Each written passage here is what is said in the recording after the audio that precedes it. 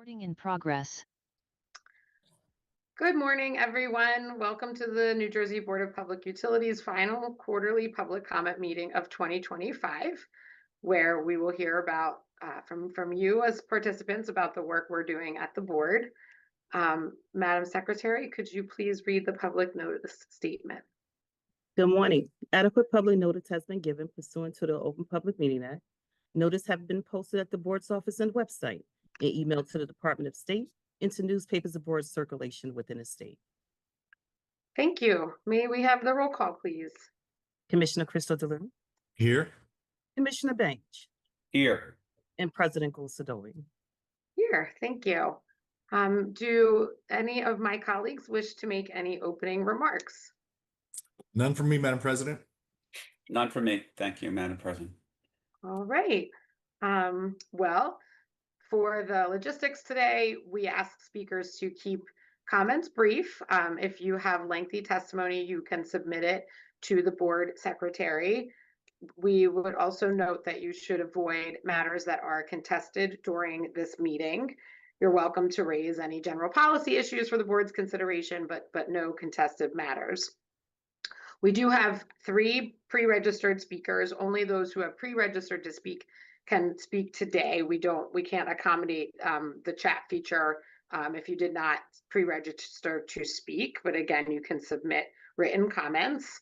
This is being live streamed on YouTube and will be available to watch online, part of our transparency practices at the board. We will now begin the public comment period. I'll ask Lauren from our communications team to announce and unmute each speaker. If you could get started, Lauren, that would be great. Yes, our first registered speaker is Paulina O'Connor. Excuse me. Paulina, you may now mute your mic to speak. Thank you. Good morning, board members and PPU staff. I'm rounding up the year with my 4th quarter testimony representing the New Jersey Offshore Wind Alliance that serves as the voice of the offshore wind industry in the state. Thank you for the opportunity to speak today on a very chilly and snowy morning. And that's relevant because it allows me to point out that offshore wind power generation performs beautifully in the winter.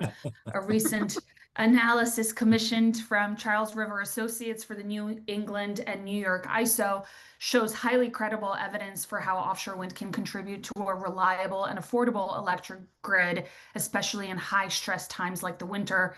We've seen success from projects in existence in those regions. And as the Northeast faces a cold winter, research like this is important in highlighting the role of offshore wind and how it can play in a diversified energy mix. The report finds, for example, that without offshore wind, New England energy costs would rise roughly 10%, and New York State blackout risks would increase roughly 25%.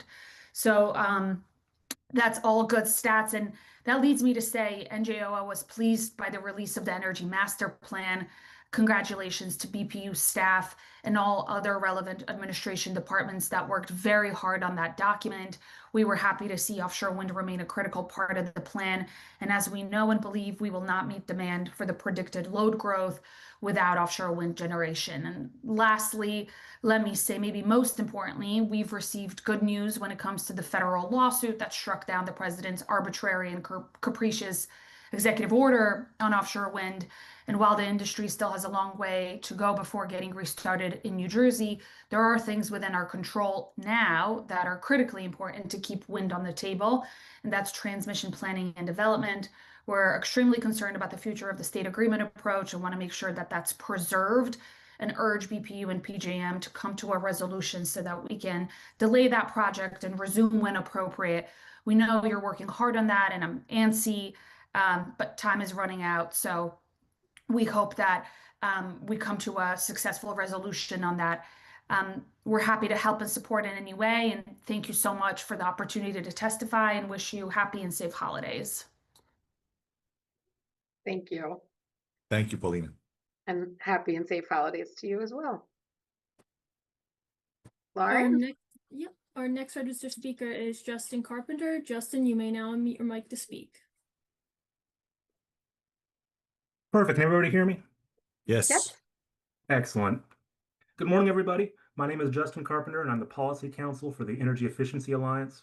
Before I dive in, I'd like to thank President Gulsadovi and Commissioners Bange and Christodoulou for the opportunity to provide comments today.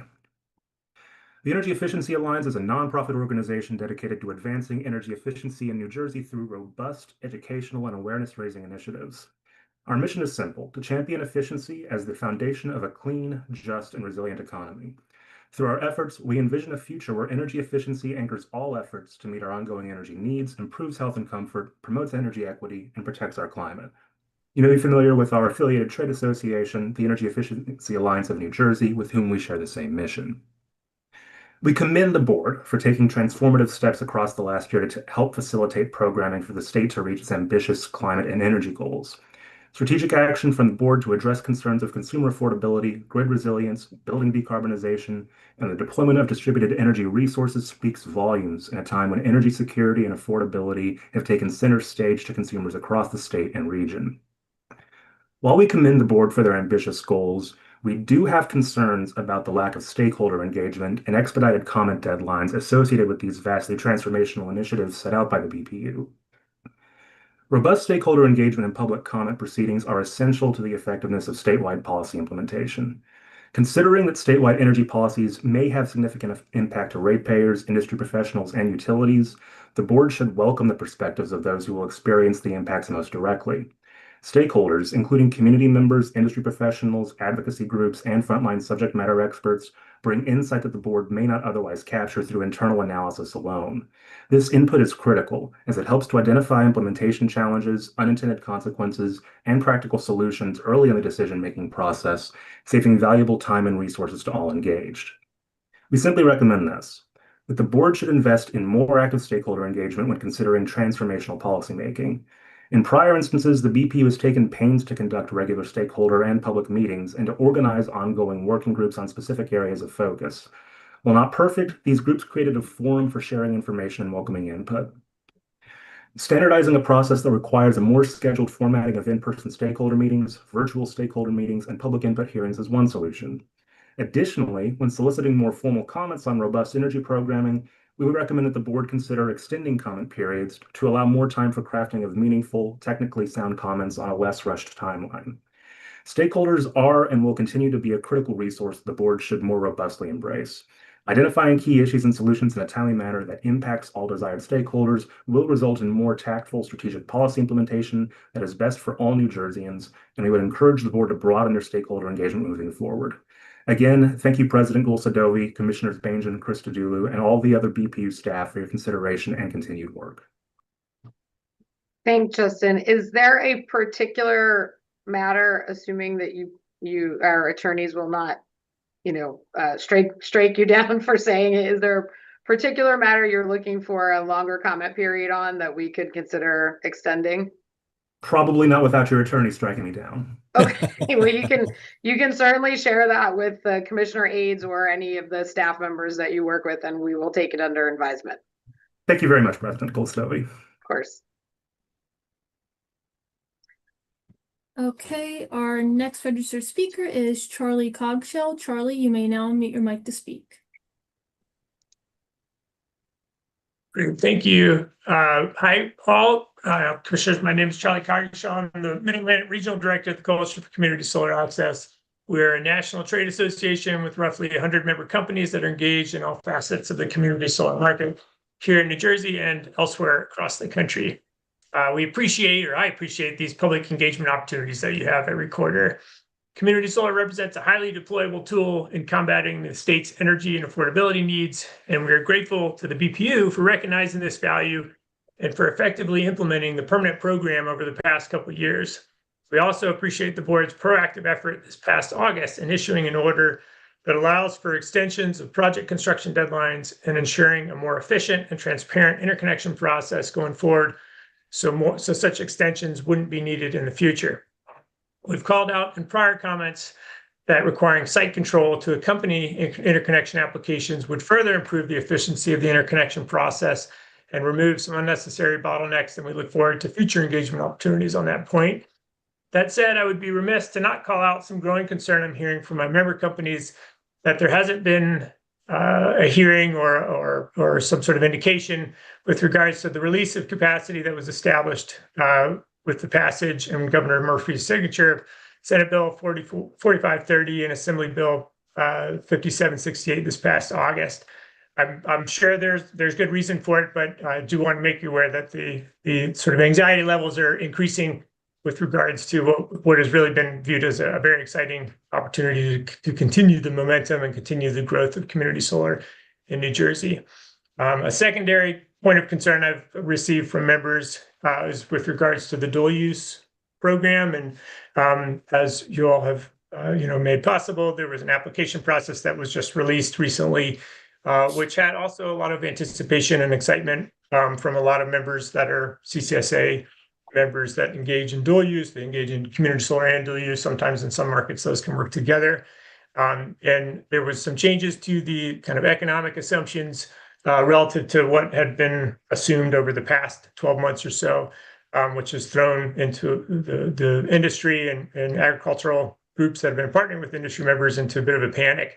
I understand there's been some engagement with some BPU staff and that there's some optimism that will the viability will not be undermined.